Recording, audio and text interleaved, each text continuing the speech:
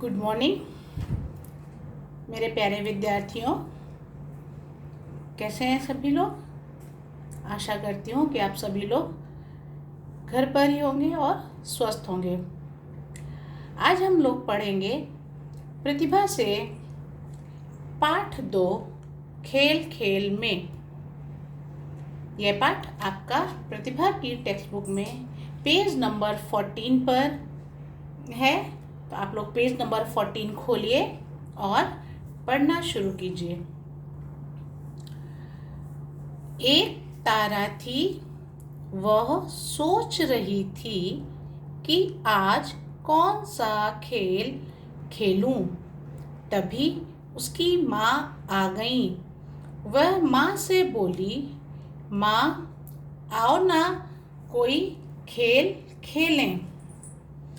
हाँ हाँ चलो खेलते हैं।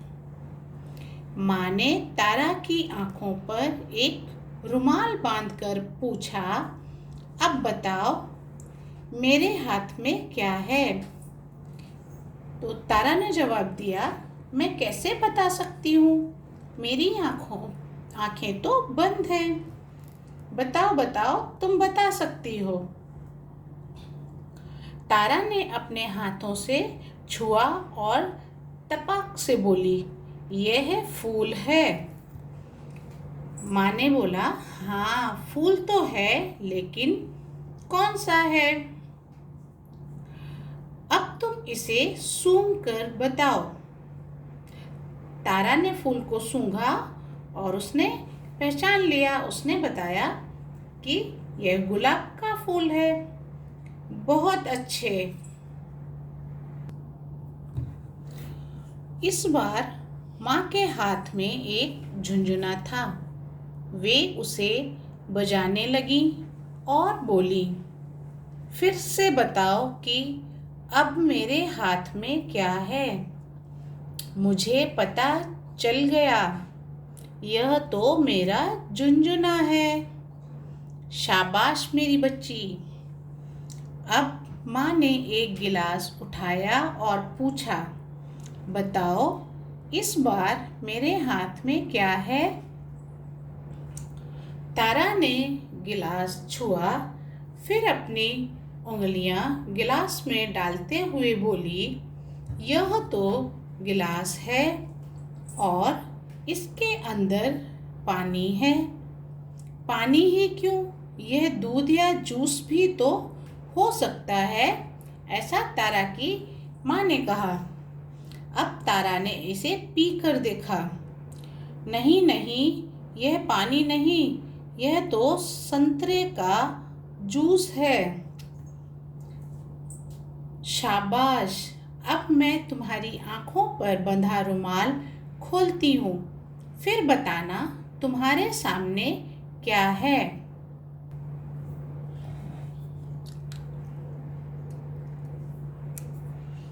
माँ ने तारा की आंखों पर बंधा रुमाल खोल दिया। सामने तो मेरी माँ है, मैंने आपको देख लिया। तारा, पता चला ना, अपनी आँखों से हम देखते हैं, कानों से सुन पाते हैं, सूंघने का काम नाक करती है, जीभ स्वाद बताती है और त्वचा स्पर्श का मतलब होता है छूना या टच करना। हम इनसे सुंदर दुनिया का अनुभव करते हैं। वाह माँ, यह तो बड़ा ही मज़ेदार खेल है। संदेश, आँख, कान, नाक, जीभ और त्वचा से हम सभी चीज़ों का अनुभव करते हैं। तो तारा ने और माँ ने खेल खेल में चीज़ों को पहचानना सीखा। कभी सूंघकर, कभी छूकर, कभी स्वाद लेकर।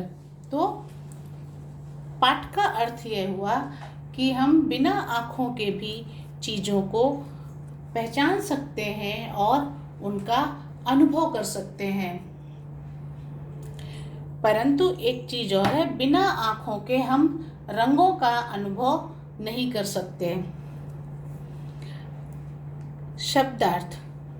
यह शब्दार्थ आपको आपकी हिंदी की नोटबुक में प्रतिभा भाग में लिखने हैं। त्वचा, चमड़ी। स्पर्श, स्पर्श का अर्थ होता है छूना। झुंझुना, एक तरह का बजाने वाला खिलौना। जूस, रस। तपाक से, जल्दी से, अर्थात कभी कोई कुछ क्वेश्चन पूछे और आप जल्दी से आंसर दे दो तो मतलब तपाक से। अनुभव, प्रयोग से जानकारी मिलना, जैसे किसी चीज का एक्सपेरिमेंट करना, फिर हमें उससे जो नॉलेज मिलता है तो उसे हम अनुभव कहते हैं। अनुभव अर्थात प्रयोग से जानकारी मिलना।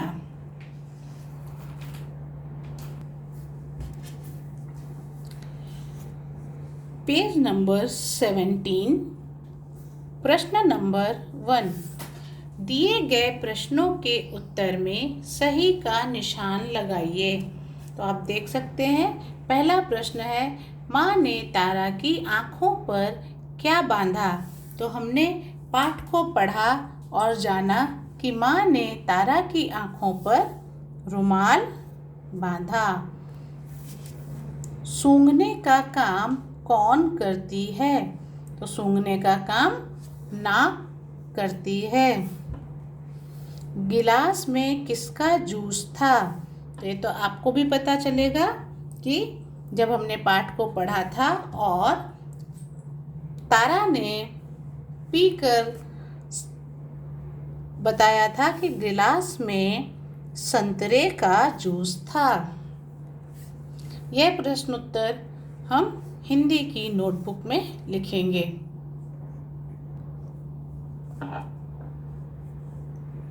उसके बाद पेज नंबर 18 पर भाषा ज्ञान। उल्टे अर्थ बताने वाले शब्दों को विलोम शब्द कहते हैं। विलोम शब्द अर्थात अपोजिट वर्ड। जैसे दूर का विलोम होता है पास, इसी तरह यहाँ पर हमें कुछ शब्द दिए गए हैं, उनके विलोम शब्द पे जो सही विलोम शब्द है उस पर सही का निशान लगाना है। जैसे बैठना, तो बैठना का विलोम शब्द होता है उठना। एक, एक का विलोम शब्द होता है अनेक।